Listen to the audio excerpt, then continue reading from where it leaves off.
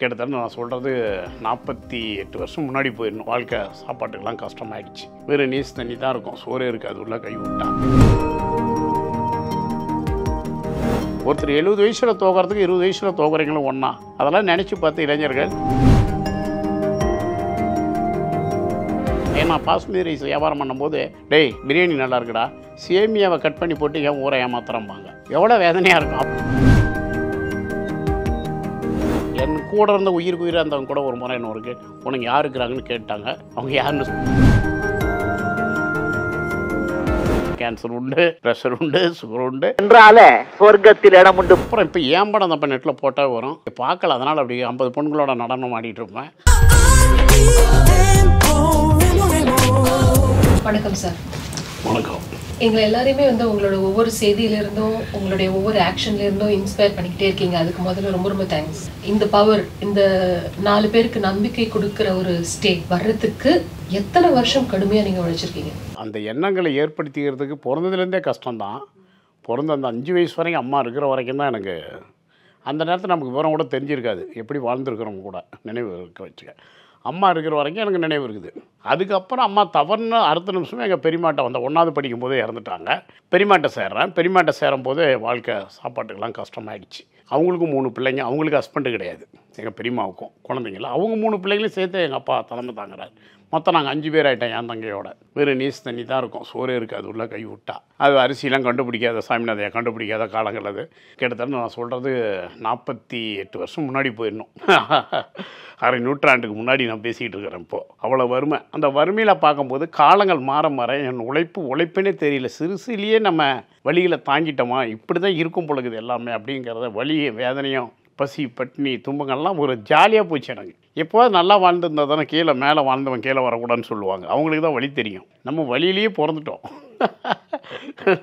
முள்ளிலேயே நடக்கிறோம், சரியா, நெருப்புலேயும் நீந்துறோம். இதனால் வாழ்க்கை வளர வளர கிடைக்க மகிழ்ச்சியாக இருக்குது. ஆமாம், அது அந்த கஷ்டத்துக்கு நடுவில் எவ்வளோ பேர் கஷ்டப்படுறாங்கிறது இன்றைக்கி நான் சாலையோரம் பயணிக்கும் போது மிரரில் பார்த்துக்கிட்டு தான் போவேன். என் மனம் இயங்கும், தவிக்க. இந்த வயதினில் அந்த அம்மா தன்னுடைய இயற்கை உபதைகளை கூட ஒரு தலையில் சுமக்கிற பொம்பளைங்க பண்ணிக்க முடியாது. அடக்கிக்கிட்டு தான் அந்த மீன் கூடையை சுமக்கணும், அந்த கீரையை சுமக்கணும், அந்த பழக்கூடையை சுமக்கணும், பூவை விற்கணும். அந்த வழி வேதனை தாய்மார்கள் படுவதெல்லாம் பார்க்கும்போது நம்ம வாழ்க்கை இன்னும் பெருசு.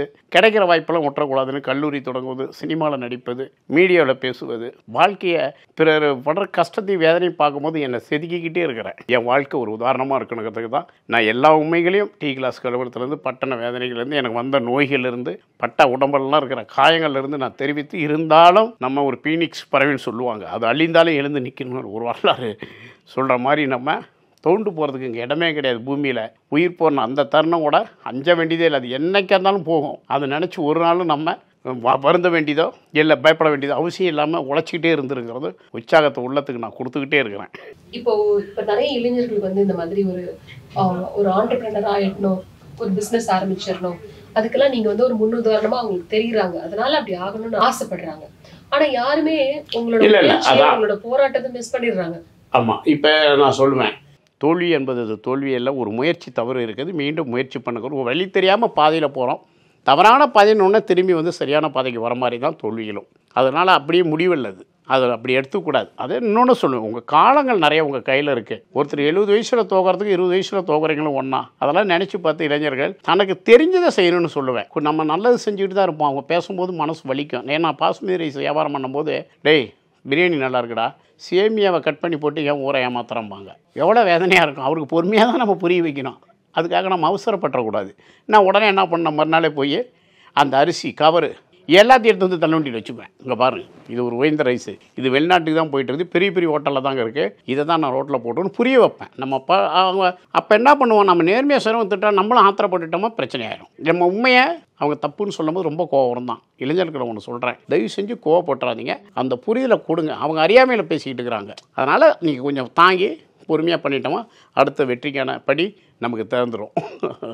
தமிழ்செல்வன் அவர்களுடைய ஒரு நாள் வாழ்க்கை அப்படிங்கிறது எப்படி இருக்கும்? காலையில் 10 தான் இரவும் பகலும் மாறி மாறி வந்துடுது. இது இரவுக்கு ஒரு நன்றி சொல்லணும். அந்த டைமில் தான் என்னால் மக்கள்கிட்ட பிரிக்க முடியுது. பெரும்பாலுமே 4 மணி 3 மணி ஆகிடுது எனக்கு உறங்குவதற்கு. எனக்கு நேரம் இல்லைன்னு நினைக்கிறதோட இவ்வளோ வாய்ப்பு கிடைச்சிருக்கிறதுங்க தான் இதை நான் பார்க்குறேன். இவ்வளோ ஒரு அனாதைச்சனுக்கு இவ்வளோ சொந்தங்கள் அன்றைக்கி நாடேங்கும் போது இளைஞர்கள் இதை புரிந்து கொள்ளணும். நம்ம யாரும் அனாதை கிடையாது. நம்ம வாழ்க்கையை செதுக்கிக்கிட்டோமா, நம்ம உண்மையாக வாழ்ந்துட்டோமா, நீ உண்மை மட்டும் சம்பாரி, இந்த உலகமே உனக்கு சொந்தம்.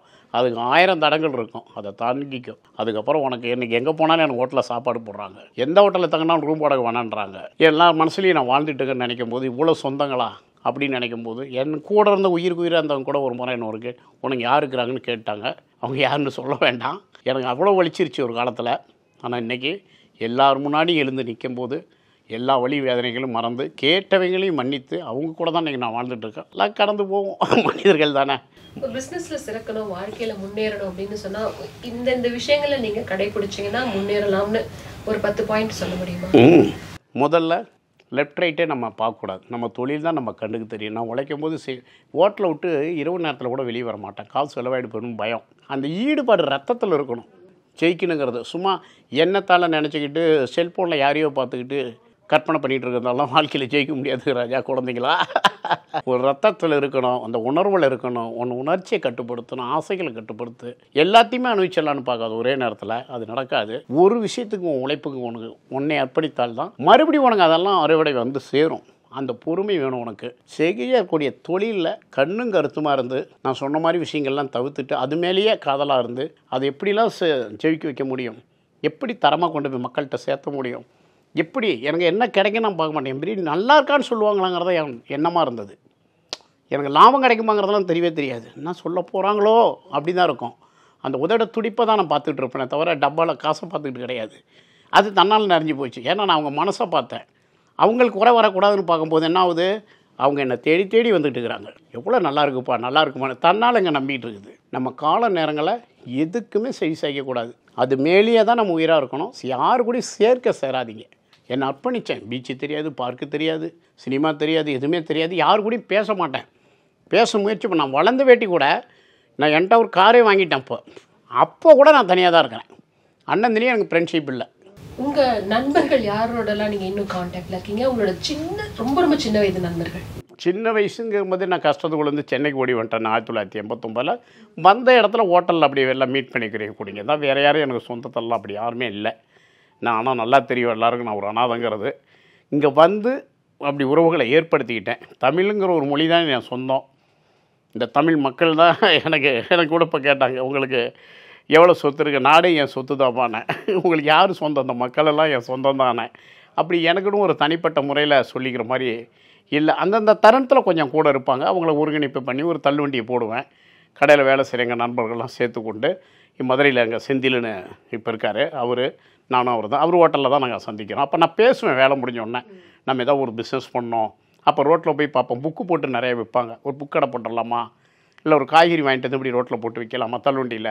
நான் தள்ளுவண்டியில் பல கடையும் போட்டிருக்கிறேன். பிரியாணி கடை வைக்கிறதுக்கு முன்னாடியே இட்லி கடை நடத்தியிருக்கிறேன், டிஃபன் கடை நடத்தினேன். அப்புறம் தான் 4வது ஸ்டேஜ் தான் பிரியாணி. இப்படி முயற்சி பண்ணிக்கிட்டே இருப்பேன். அதான் சொல்லுவாங்க, முயற்சி என்னை கைவிடலாம், நான் முயற்சி ஒருபோதும் கைவிட்டதே இல்லைன்னு.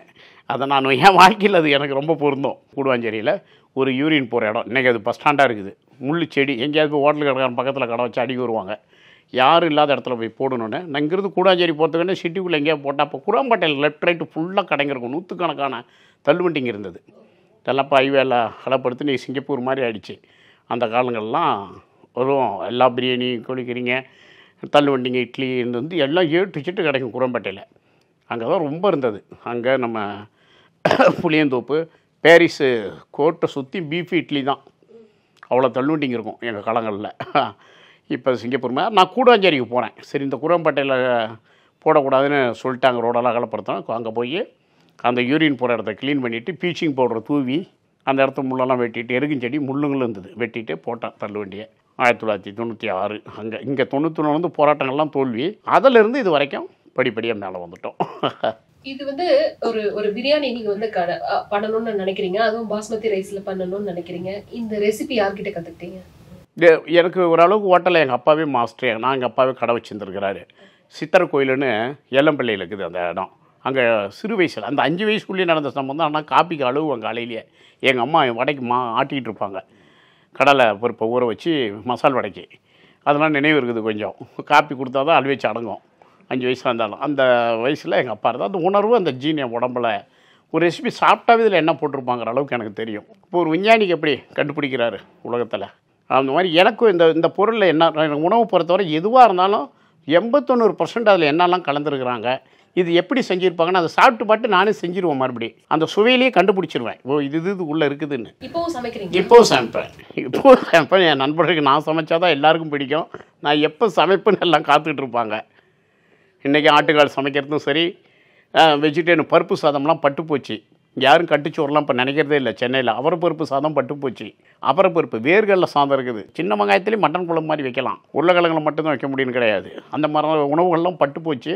நானே ரெசிபி கண்டுபிடிச்சிருவேன். நம்ம கோஸ் இருக்குது இல்லையா, முட்டைக்கோசு, அதை கூட மீடியாவில் தெரியிட்டு எல்லாருக்கும்.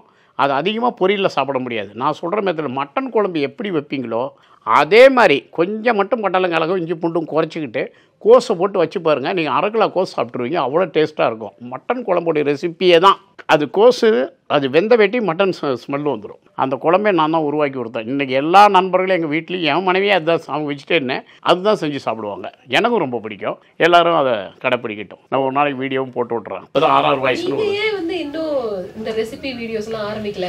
இப்போ தான் வேலை நடந்துட்டு இருக்குது. கேகே நகரில் ஒரு தனி வீடு அமெரிக்காவில் இருக்கார்.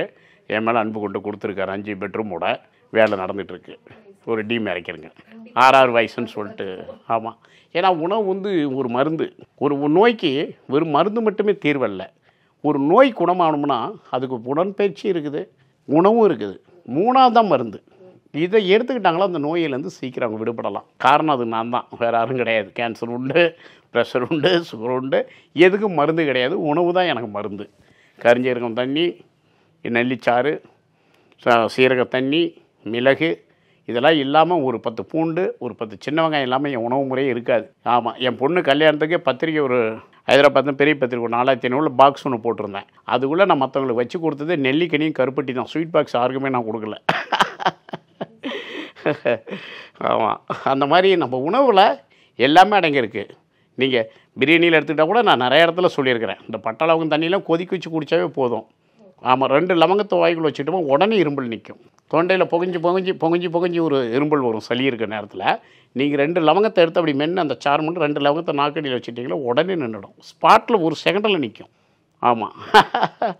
அதுக்கப்புறம் துளசிச்சாறு, நம்ம கற்பூரவள்ளிச்சாறு, வெத்தலை, கொடிச்சாறு எடுத்து கொஞ்சம் காய்ச்சி கொஞ்சம் மிளகுத்தூள் போட்டு நம்ம பட்டலாங்கத்தை வறுத்து அது பேஸ்ட் ஆகிட்டு அதில் கூட கலந்து சாப்பிட்டா உடனே சளி போயிடும். எப்பேற்பட்ட சளி அறுத்து எடுத்துரும். ஆனால் திறந்து எடுத்துக்கணும்.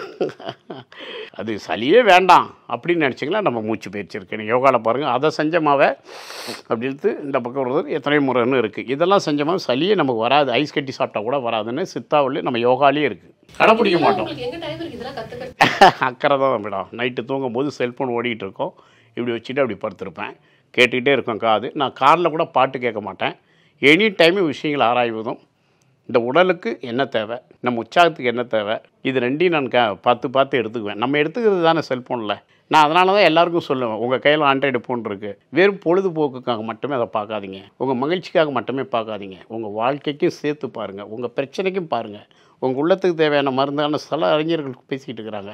எவ்வளோ சித்தர்கள் பேசுகிறாங்க. பாதரிச்சலாகட்டும், கண் இருக்கட்டும், முடி உதிராமல், முடி ஒன்றும் தலைக்கு தேய்ச்சி எந்த முடியும் வளர்க்க முடியாது. இங்கே கணையம் கிட்னி எல்லாம் சரியாக இருந்தால் தான் முடி நிற்கும். அப்போ உள்ள மருந்து வேணும் முடி நல்லா இருக்கிறதுக்கு, இல்லைங்களா?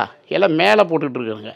அது தவறான முறை. இந்த மாதிரிலாம் நான் ஆராய்ஞ்சு அக்கறையோடு எடுத்துக்கிட்டு இதை என் முடியும் கொஞ்சம் பாதுகாத்துக்கிட்டு எங்கள் வம்சத்தில் எல்லாருக்குமே வழுக்க, எங்கள் சித்தப்பா பிள்ளைங்கள்லேருந்து எங்கள் அண்ணன் பிள்ளைங்கள்லேருந்து கூட சின்ன வயசு பிள்ளைங்களை கூட வழுக்க விழுந்துருச்சு. ஏதோ அந்த காலத்துலேருந்து பாதுகாத்துக்கிட்டு இருக்கிறேன். சார், நீங்கள் இன்னும் ஏன் உங்களுடைய வாழ்க்கையை வந்து இன்னொரு திரைப்படமாவோ இன்னும் புத்தகமாக யார் சொன்னால் திரைப்படம் ஏற்கனவே 10 லட்சம் அட்வான்ஸ் வாங்கிட்டேன். இன்னொரு படத்துக்கு 30 லட்சம் கொடுத்துருக்காங்க. அது எப்படிலாம் டேக்ஸ் கட்டுறது செக்காக வாங்கணும்னு ஆடிட்ட பேச சொன்னேன். நேரங்கள் நிறைய படம் ஃப்ரீயாக நடித்து கொடுத்தேன், வெளியிட முடியாமல் போச்சு. அம்மா உணவு நடித்து கொடுத்தேன், கம்பெனின்னு ஒரு படம். அவங்க இப்போ என்ன பிரச்சனையும் வெளியே வரல. ஐயா கூட பாரதி ஐயா தான் நான் அறிவும் படம், அவர் கூட 3 படம் நான் நடித்தேன். அவர் ஏஜ் காரணமாக அரையில் நின்று போச்சு படம். நானும் ரேக்காயா முதல் ஜோடி நடித்தேன். அப்புறம் இப்போ ஏன் படம் அந்த நெட்டில் போட்டால் வரும், நீங்கள் பார்க்கல. அதனால் அப்படி 50 பொண்களோட நடனம் ஆடிட்டு இருப்பேன். அது நானான்னு கேட்பீங்க. இப்போ உடனே போட்டு பாருங்கள், வேணாம். கடவுள் 2 ஷூட்டிங் ஸ்பாட்டுன்னு போடுங்க, வந்துடும் பாருங்கள். நான் நடிச்சுக்கிட்டு தான் இருக்கேன். நேரங்கள் பத்தாமல் இருக்குது. இல்லை, நான் உங்களுடைய வாழ்க்கை அந்த உங்களை பத்தின படமே நிறையா தமிழ்ச்செல்வன் மந்தார் சென்னிங்கிற படத்துக்கு கதையெல்லாம் ரெடி பண்ணி வச்சுருக்காங்க. ரத்னகுமாரி என் வரலாறு 75 படத்தோடைய கருத்தை மக்களுக்கு சீமையெல்லாம் கோகுலத்தின் சிதை கதாசிரியர் ரத்னகுமார் என் வரலாறு எழுதிட்டுருக்காரு. அந்த மாதிரி கேட்குறேன். அந்த மாதிரி எழுதிட்டுருக்காங்க. ஒரு வாழ்க்கையை என்னால் ஒரு படத்தில் அடக்க முடியாதுங்கிறது சரி சிம்பிளாக அந்த தள்ளுவண்டியிலேருந்து வந்த பிரச்சனைகள் மட்டும் வச்சு எடுக்கலான்னு ஒரு ஆலோசனையில் துபாயிலேருந்து ஒரு ப்ரொடியூசர் வந்து என்னையவே போட்டு எடுக்கலாங்கிற ஐடியாவில் இருக்காங்க. இப்போது பேச்சுவார்த்தையில் இருக்குது. இதுக்கு நடுவில் இப்போ சீன் ராமசாமி சார் வந்து ஒரு 4 மணி நேரம் என்கிட்ட பேசிட்டு போனார். உங்களை படம் எடுத்தே ஆகணும் அப்படின்னு, இந்த தாங்க படமாக எடுக்கணும் அப்படின்னு. என்ன சென்னைக்கு எடுத்து வந்தீங்க நான் ஒரு வீடியோவில் கேட்கும்போது வயிற்றில் பசி எடுத்து வந்து சொன்னது அவரை பாதிச்சிருச்சான். உண்மையை தான் சொன்னேன். என்ன இருக்குது நம்ம இழக்கிறதுக்கு இங்கே? ஒரு வேளை சாப்பிட்டு ஊருக்கு போனோன்னா லாபம். இது எல்லாம் என்னை விட்டு போனால் கூட பட்னியோடு வந்தோம், வயிற்றில் சோறு கூட கிடையாது. என்ன சார் நம்ம இலக்க இருக்குதுன்னு கேட்டேன். அவரும் என்னை இயக்க இருக்கிறாரு. அதுக்கான நேரத்தை என்னால் கொடுக்க முடியல. உங்களை நம்புங்க, உயருங்க, வாழுங்க. நன்றி, வணக்கம்.